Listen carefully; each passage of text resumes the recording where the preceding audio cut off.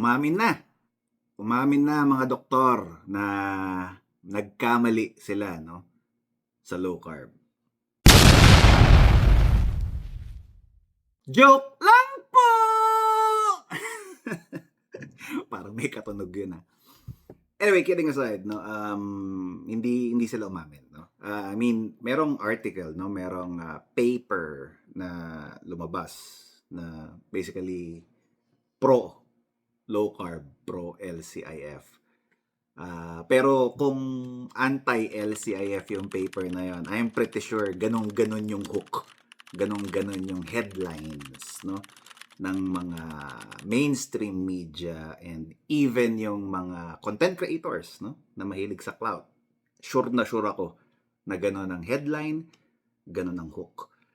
So since hindi siya anti-LCIF, walang masyadong clout, no, about the paper. So the paper is pro LCIF, pro low carb, no. It's a peer-reviewed expert opinion. Pretty much the same paper na madalas gamitin ng media at mga content creators na sasayaw-sayaw dyan sa tabi, no, na ginagamit nila para mga build ng engagement sa kanilang mga posts. So I'm just highlighting the double standards, no, kasi itong paper na to hindi nyo makikita, no, kasi hindi ko pa nakikita up until now at malabong makita natin, no, sa mga media. So yun lang naman yun, no. Just wanted to share it to you guys. Okay?